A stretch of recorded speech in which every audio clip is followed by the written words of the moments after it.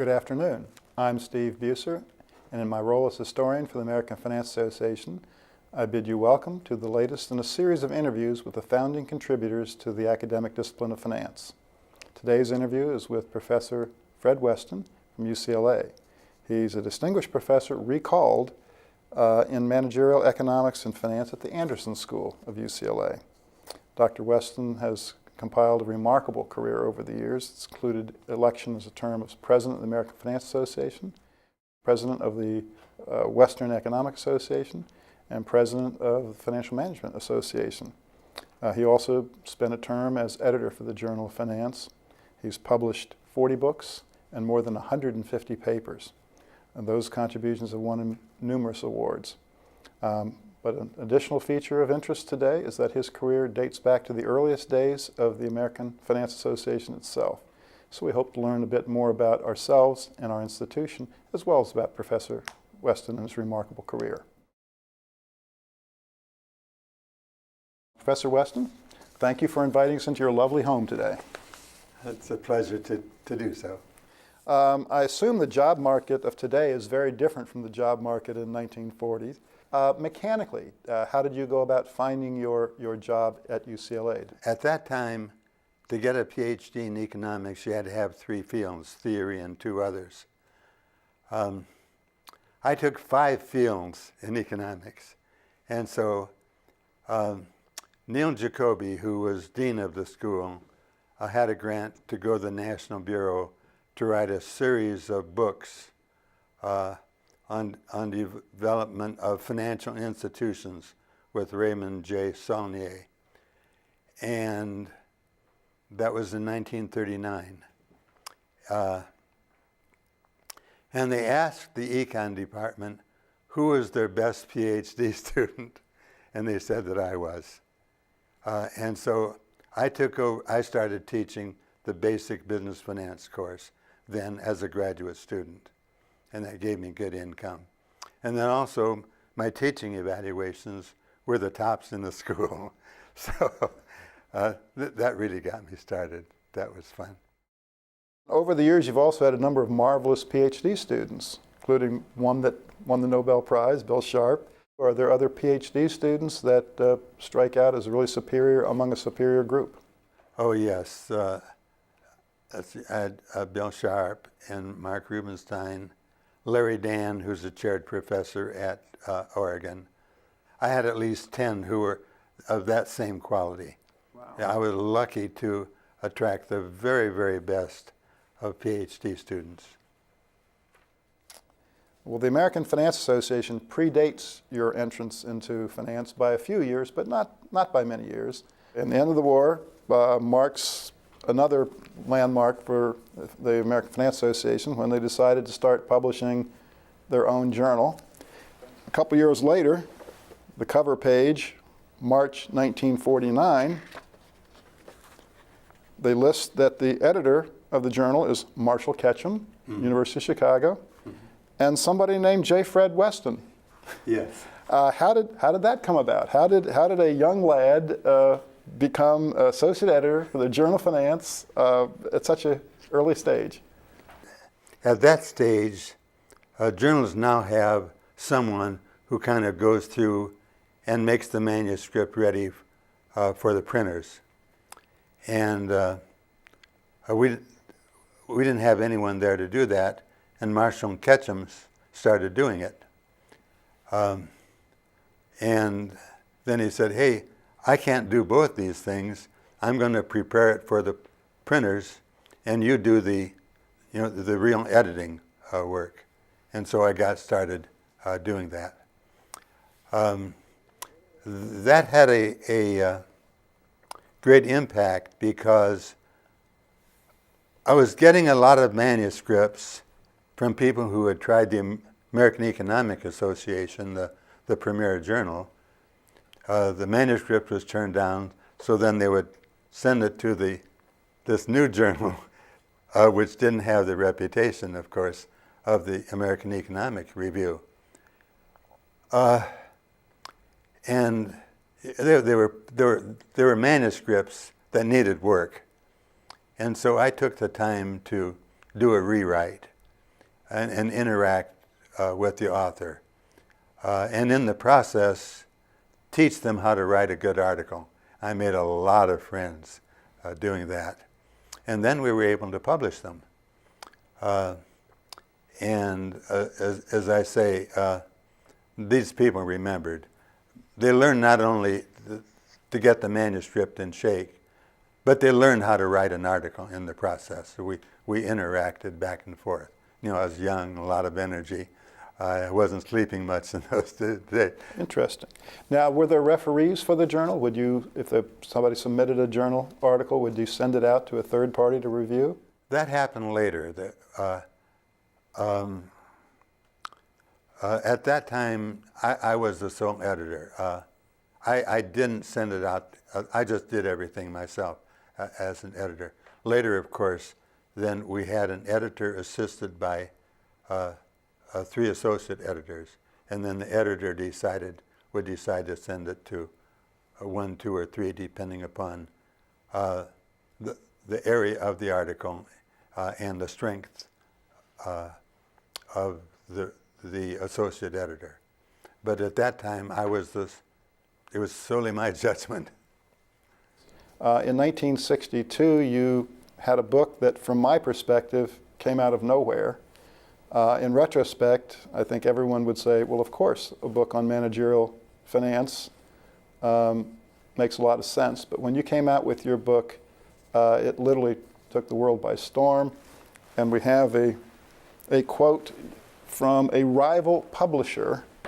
Your book was published by Dryden, that's correct, in 1962. And a publisher from Random House is quoted as saying, your book, it literally changed the way finance is taught in the world.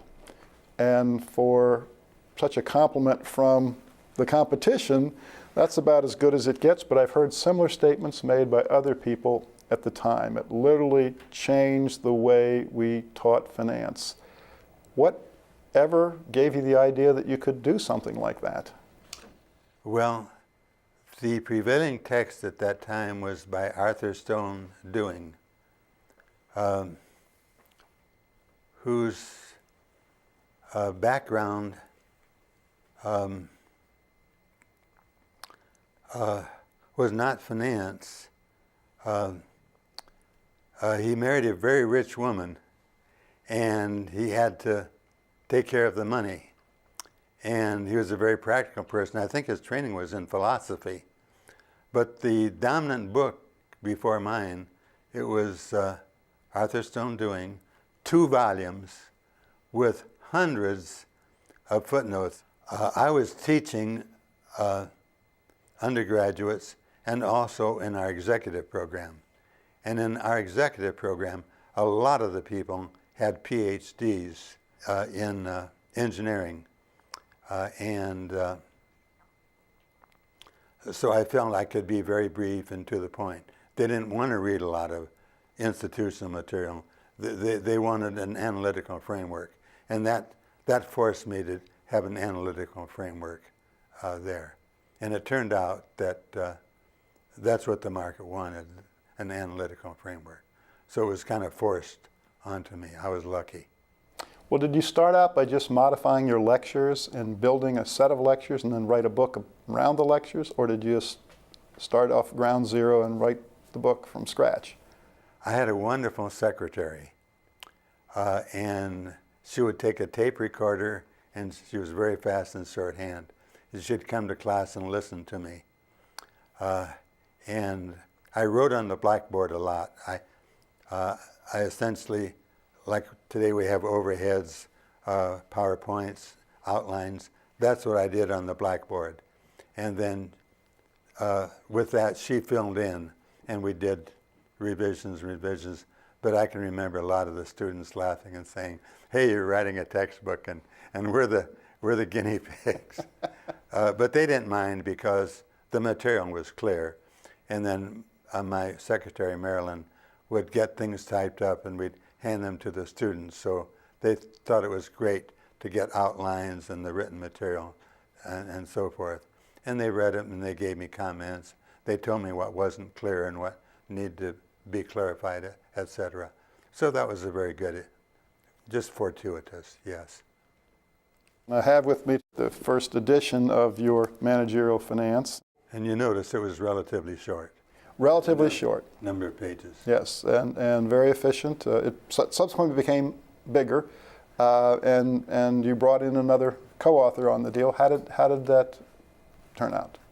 Well, the reviewers said that the book was good, but it was very tough. And so I brought in Gene Brigham, and his job was to clarify. And that meant the next edition was about 3 times the size because he spelled everything out. Well, then, in addition to that book, one of my favorites of your books was Financial Theory and Corporate Policy, initially with Tom Copeland. And it, again, did something that, in retrospect, was obvious, that you put the corporate theory together with the corporate empirical work, but no one, to my knowledge, had done it before, and it just changed the way we taught PhD students in finance. How did that come about? Tom and I were talking, and we said there was need for PhD students to have a bridge to the theoretical literature, and that's what that book aimed to do. The concept of forming that bridge, that was Tom Copeland's idea, and we worked together. He wrote some chapters, I wrote some chapters. The first edition, I think we told who wrote what chapters.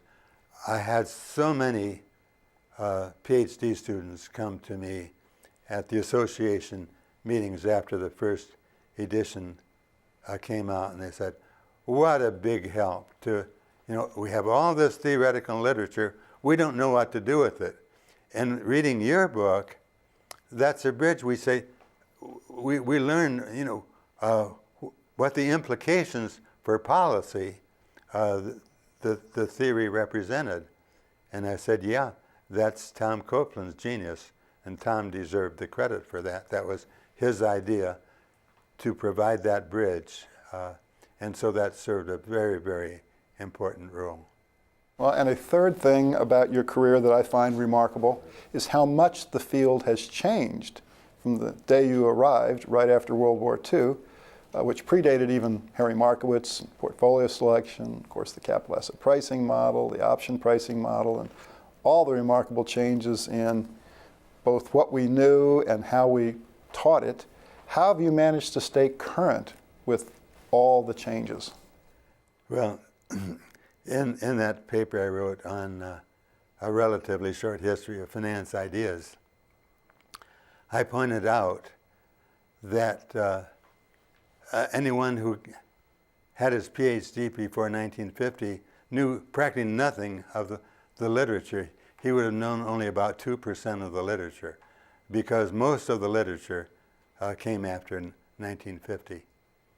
And then, as a matter of just keeping up with the literature, you just had to. Well, I can remember spending afternoons and evenings in my office with my PhDs, and as new things came out, we said, hey, this is new.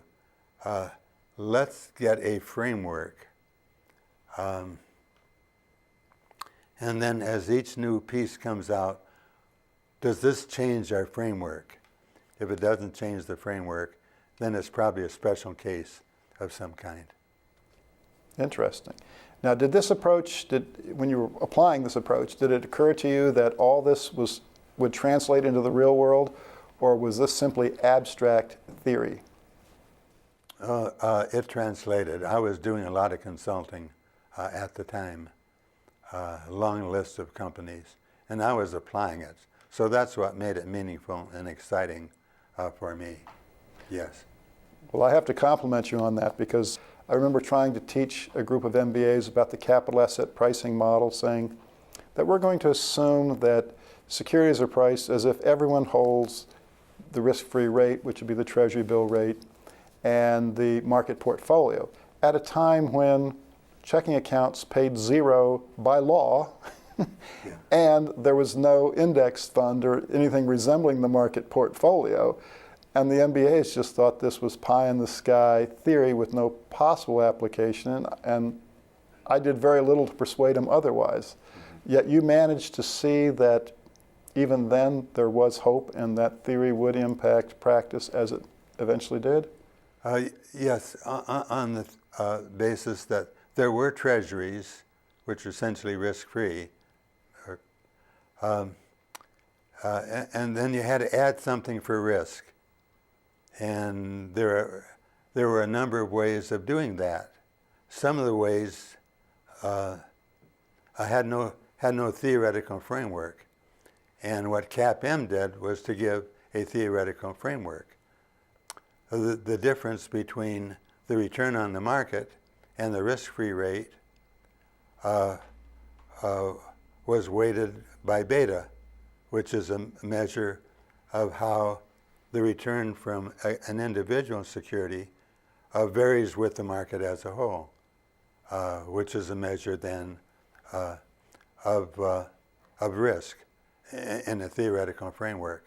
And so there were other ways of adding a risk element, but this was elegant because it fit into a conceptual framework. And a good part of that development obviously happened at UCLA with Bill Sharp. When you think back on that development, were you actively involved in the development of what we call the capital asset pricing model as an advisor, or were you passive at that point? Oh no, I was very active in interacting with Bill, and Harry Markowitz was at the Rand Corporation, so it was the three of us who were interacting. How do you manage to keep coming up with so many ideas for another paper or another book? They just come. I have no explanation. They just come. They just come. And how do you decide whether an idea is worth pursuing or not? Do you pursue every idea, or do you pursue only ones that interest you, or ones where you perceive there's a great need? Well, most recently, I'm attracted to areas where you can get empirical data and do testing, and that's what has guided me, or where they're theoretically interesting, like share repurchases. Share repurchases, there's a lot of interesting aspects of that, because if a firm repurchases its shares, it automatically has a smaller number of shares outstanding. So everything goes up. Earnings per share go up, for example. And so a financial executive can go to his boss, the president, and say, hey, what earnings per share would you like to report next year? And say such and such. Okay, I'll do enough share repurchase. I'll give you exactly what you want. So that has some very, very interesting aspect. And it occurs over and over and over. IBM just announced a big share repurchase, and they predicted that their earnings per share would go up by X percent. That doesn't surprise you at all, huh? Not at all. Did your years back at Chicago train you for empirical work, or is that something you picked up on the fly? Very early. At first I did it on my own. I had those Marchand calculators at the time. But very early on I started doing work with Michael Intriligator in the economics department, who taught econometrics and a brilliant econometrician, several books on the subject. I sat in on his classes, and he'd go to the blackboard and just fill it up without any notes. And so that led to something very important, because there was a big literature saying that there was a relationship between concentration, the share of the top 4, 6, or 8 firms, and profit rate. And they argued that was monopoly, because it was oligopoly gave the same results as monopoly. what we did was add to the equation a measure of capital intensity, like the ratio of gross or net fixed assets to sales or to total assets, either way. And then the relationship between concentration and profit rate disappeared. So we argued that that relationship was not monopoly but risk, because the greater the investment in the greater the firm's commitment to fixed investments, the greater the risk it had. And so we argued it was risk and not monopoly. And I think that was a very important finding. Is there anything else you would like to add for the record today about your career? All of my students have commented that they found the excitement of finance. Bill Sharp mentions it in his Nobel Prize speech, etc. To me, finance is just the most exciting thing in the world. There was a very popular book called All You Want to Know About Sex. And this is, finance is even more interesting than that.